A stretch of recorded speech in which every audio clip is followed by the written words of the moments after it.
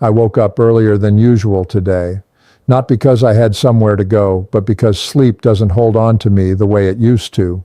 The room was still dark, quiet in a way that feels almost intentional, like the world was giving me space. I sat there for a while, listening to nothing. No traffic, no voices, just my own breathing, slow and uneven. That's when it crossed my mind. I've lived long enough to notice silence. When I was younger, silence felt awkward, like something was wrong. Now it feels honest. I'm not sure when it happened exactly. There was no announcement, no clear moment where life said, "This is the stage you're entering now." One day I was busy, late all the time, surrounded by noise, plans, people, expectations, and then slowly, the noise thinned out. I realized this morning that I'm an old man, not in the way people joke about it, not in the way numbers suggest it, but in the way the world speaks to me now, softer, slower, like it knows I don't need to be rushed anymore. There's a kind of silence that comes with age that no one prepares you for. It's not empty.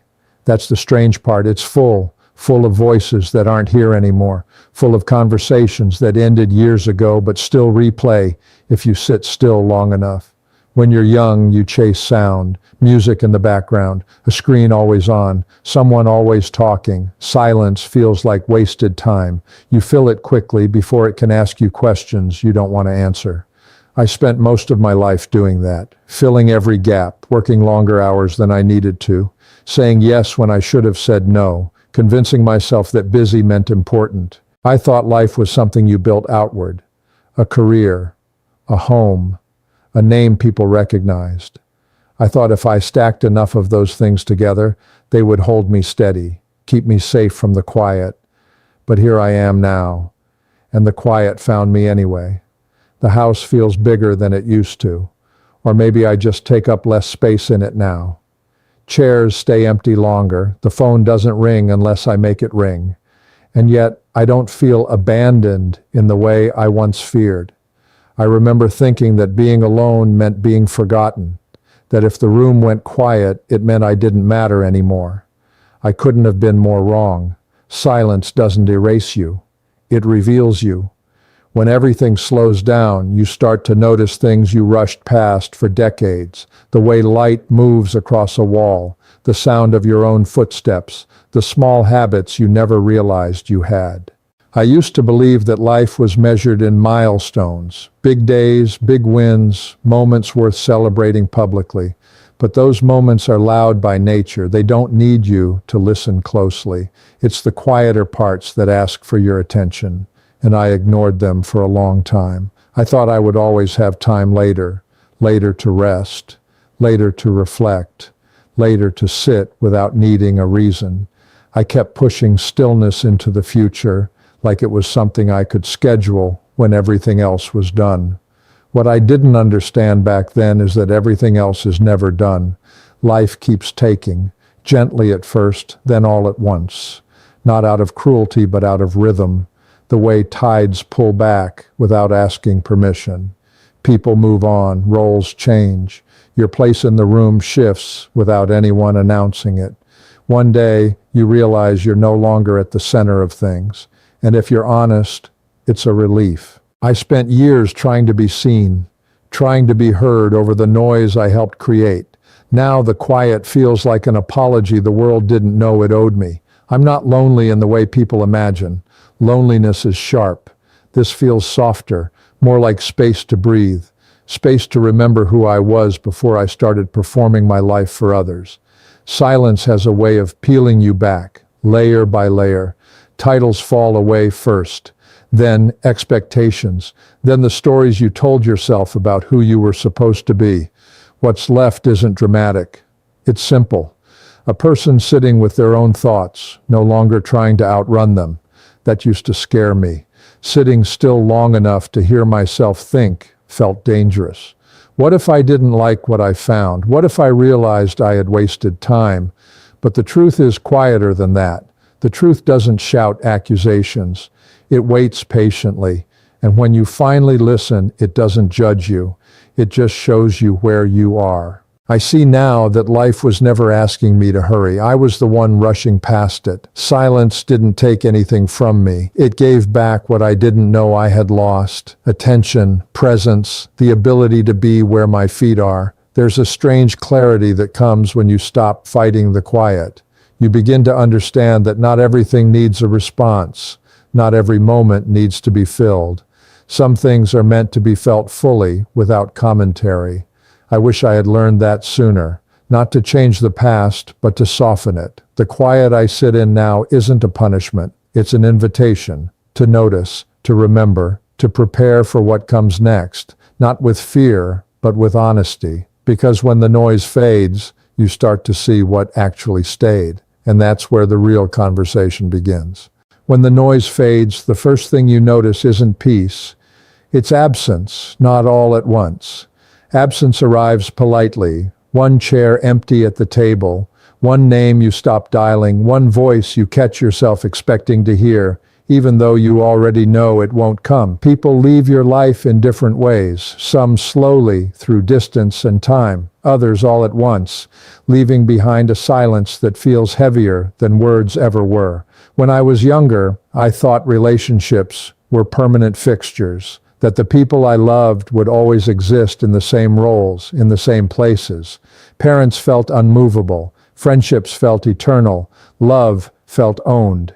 Age has a way of correcting that illusion. No one is permanent, not in your house, not in your arms, not even in your arguments. We don't own people, we borrow time with them, and the terms of that loan are never clear. I spent years acting like I had more time than I did, more chances to listen, more chances to say what mattered. I assumed presence was guaranteed, that tomorrow was owed. It isn't. When someone leaves, the first feeling isn't always sadness. Sometimes it's confusion. Your body still expects them to exist. You reach for habits that no longer make sense. And then comes the ache, not just for the person, but for the version of yourself that only existed when they were around. We talk a lot about love, but we rarely talk about attachment. How tightly we hold on, how afraid we are to let people be who they are instead of who we need them to be. I used to think loving someone meant keeping them close, protecting the relationship, guarding it from change. Now I understand that love is softer than that. Love is attention without ownership. When you stop trying to keep people, something shifts. Loss still hurts, but it changes shape.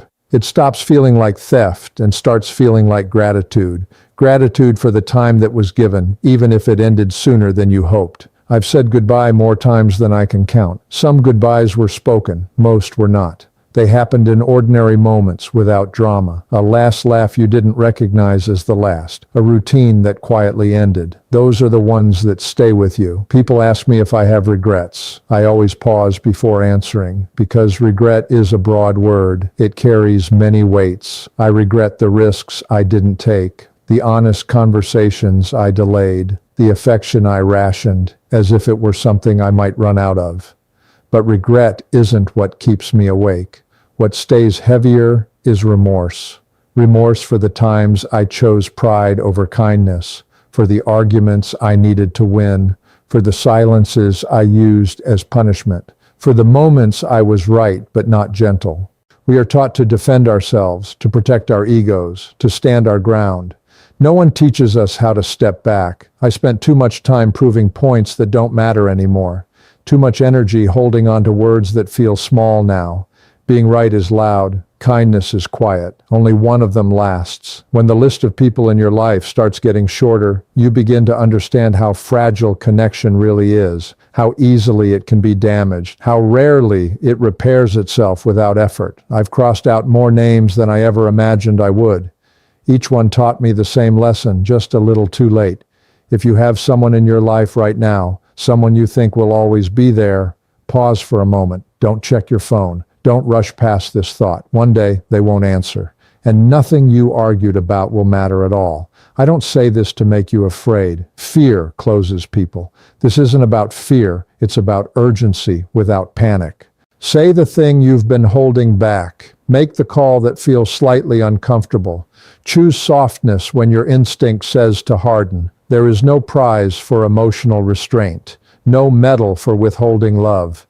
In the end, the only conversations that replay are the unfinished ones. I've learned that kindness is not weakness, it's restraint. It's choosing connection over control. If I could pass on one thing from this stage of life, it would be this. Be kind sooner, not later, not when it's easier, not when you've cooled down, sooner. Because relationships don't end when people leave. They end when we stop showing up while we still can. And what remains, long after the voices fade, is not what you won. It's how you made people feel when they were still close enough to hear you.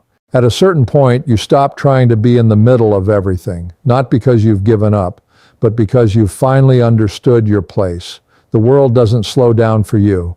It keeps moving, just as fast, just as loud. You're the one who changes. You step back. You watch more than you speak. I used to think being left behind was a failure, that if I wasn't needed the way I once was, I had lost something important. Now I see it differently. There is freedom in no longer needing to be important. I watch younger faces move through the world with urgency. Their worries feel heavy to them just as mine once did. I don't interrupt. Everyone has to learn at their own pace. You can't hand someone perspective. It only arrives after enough time has passed. I see pieces of people I loved in the ones who come after them. A familiar look, a gesture, a way of laughing. It reminds me that nothing truly disappears. It changes shape.